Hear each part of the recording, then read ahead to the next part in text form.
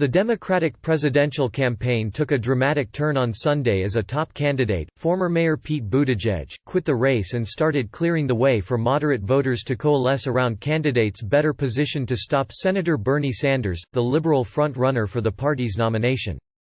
Mr. Buttigieg made his decision after a devastating loss in Saturday's primary in South Carolina, where a fellow moderate, former Vice President Joseph R. Biden Jr., won his first victory in the presidential race. The departure of Mr. Buttigieg could lift Mr. Biden's political fortunes heading into the major Super Tuesday primaries, but might also benefit other candidates, particularly Senator Elizabeth Warren and former Mayor Michael R. Bloomberg, who also hold appeal with swaths of Mr. Buttigieg's supporters. Even before Mr. Buttigieg's exit, Mr. Biden was moving quickly to capitalize on his victory and recast the Democratic campaign as a two-man contest between himself and Mr. Sanders. Yet there were also signs that Mr. Biden, Ms. Warren and other rivals were fighting for their own survival against Mr. Sanders on Super Tuesday, the single most important election date on the 2020 primary calendar. In a show of strength, Mr. Sanders announced on Sunday morning that he raised $46.5 million in February, by far the biggest amount of any candidate so far, giving him a huge financial war chest. Mr. Sanders is using those funds to dramatically expand his advertising in states that vote deep into March, including Florida, Michigan and Ohio. Mr. Biden is not yet on the airwaves in those states or any other that votes past Tuesday. The pressure to persevere on Super Tuesday was even more acute for other Democratic candidates as some reckoned with losses in the South Carolina primary on Saturday but were unwilling to quit a race that has been defined by unpredictability.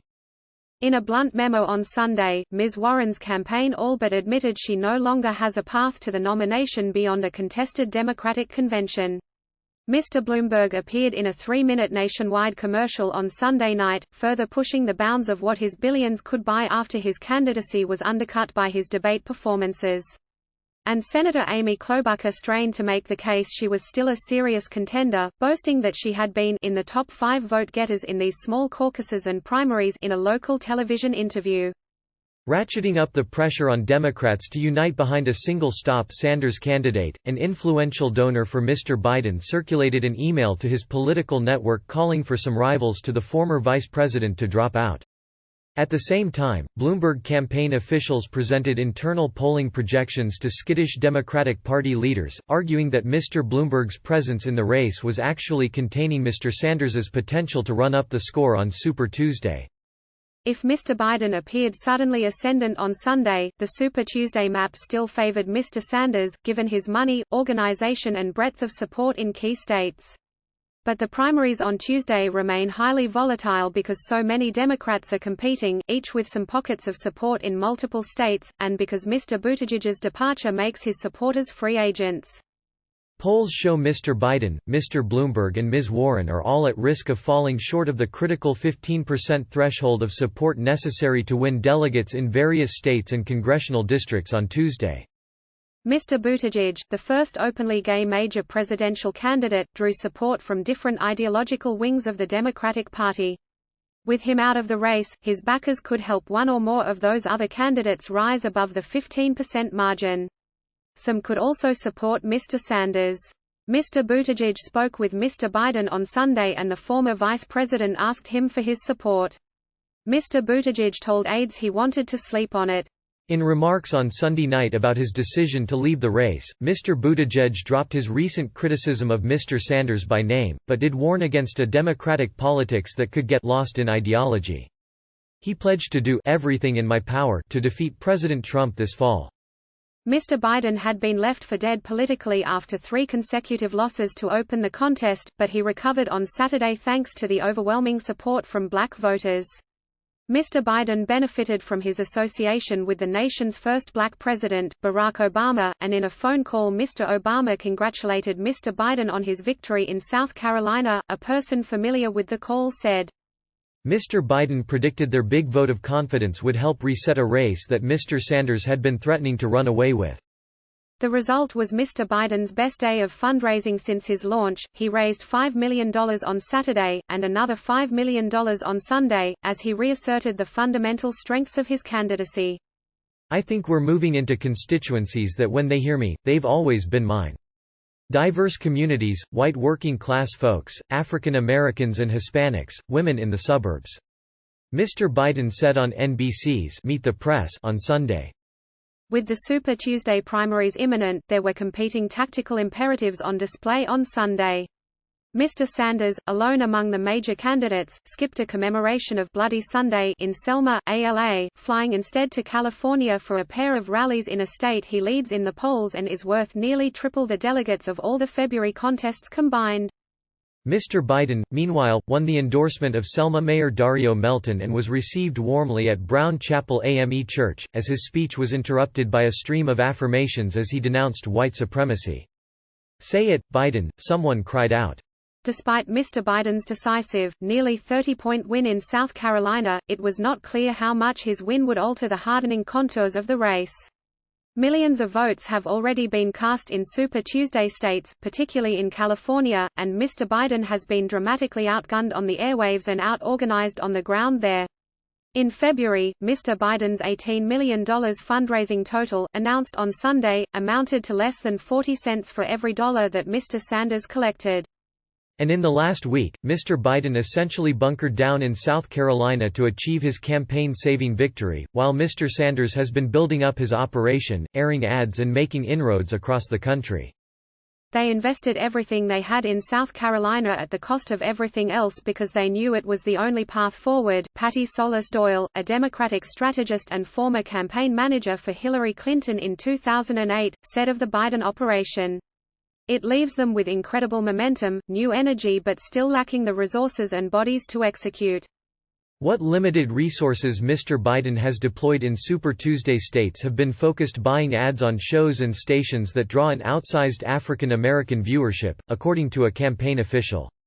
His campaign has previously announced a $2.2 million ad buy across 8 states. The same Biden campaign official said they plan to use much of the new infusion of money to make investments in March 10 and March 17 states.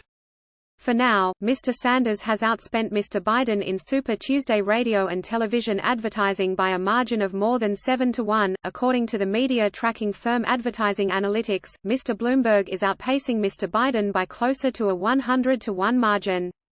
Ari Rabin-Havit, a deputy campaign manager on the Sanders campaign, urged caution about overinterpreting the results from South Carolina and its impact.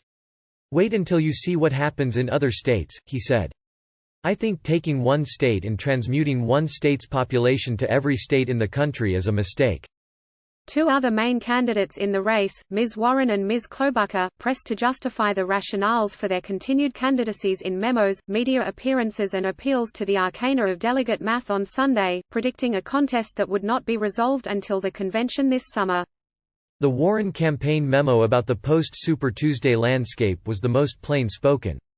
"The reality of this race will be clear, no candidate will likely have a path to the majority of delegates needed to win an outright claim to the Democratic nomination," wrote Roger Lau, Ms. Warren's campaign manager.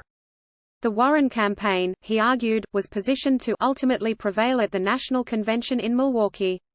An online gusher of donations has allowed those whose fundraising might otherwise have dried up in past cycles to linger deeper into 2020. Ms. Warren was on track to be the number 2 fundraiser in February, raising $29.3 million, despite never finishing better than third in any of the February contests. Ms. Klobuchar had hoped her surprise third-place finish in New Hampshire would propel her forward, but while her momentum has long since evaporated, the money she raised provided a financial lifeline. She is now digging in to defend her home state of Minnesota on Tuesday. Even Mr. Buttigieg had raised money steadily until the end, with an online counter on his website showing him more than $9 million toward his $13 million Super Tuesday goal when he dropped out. It is not just Mr. Buttigieg's supporters who are now up for grabs but the enviable network of big-dollar bundlers who helped him raise more than $82 million last year.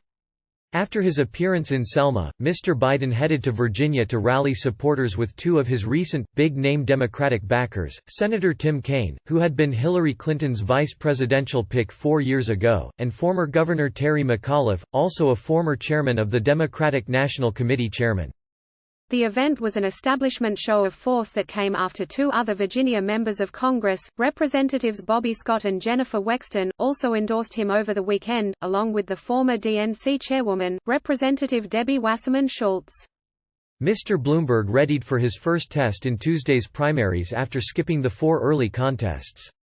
He paid for a 3-minute address to the nation on Sunday evening about the spreading coronavirus. Ms. Warren accused him of trying to pretend he's the president. Bloomberg advisers have grown frustrated with Ms. Warren's repeated attacks, including in her commercials, and recently produced an ad hitting Ms. Warren for her reversal on super PACs, going from denouncing super PAC money to benefiting from the biggest super PAC ad buy in the race. Aides presented a plan to spend twice as much on the anti-Warren ad as Ms. Warren has spent on her anti-Bloomberg spots. Mike said no, said Jason Schechter, a Bloomberg spokesman. He wanted to stay positive. Mr. Bloomberg is running negative ads on Mr. Sanders but entirely online and not on television. For Mr. Biden's supporters, the results in South Carolina and the departure of Mr. Buttigieg added fuel to their efforts to prune the field in hopes of setting up Mr. Biden as the single alternative to Mr. Sanders. The Democratic Party needs to come together behind Joe and make this a two-person race. John Haynes, who was Senator Kamala Harris' finance chair and now supports Mr. Biden, wrote to friends and other donors before Mr. Buttigieg quit the race, according to a person who reviewed the email. He went on to add, "Suspending a campaign is incredibly difficult for any candidate, but right now we need our candidates to be realistic." A pro-Biden super PAC, Unite the Country, was even more to the point, accusing Mr. Bloomberg's $500 million in advertising of amounting to the Bernie Sanders super PAC. His entire argument for existence was Joe Biden stumbling, and after 4 states, Joe Biden has received more votes than anyone, said the memo. Mayor Bloomberg should decide soon if he wants to be the reason why Bernie Sanders is the nominee of the party. Shane Goldmacher reported from New York and Reed J. Epstein from Plains, GA, and Selma, Allah. Reporting was contributed by Katie Gluck in Selma, Allah, Nick Corasaniti in Minneapolis and Sydney Ember in Norfolk, Virginia.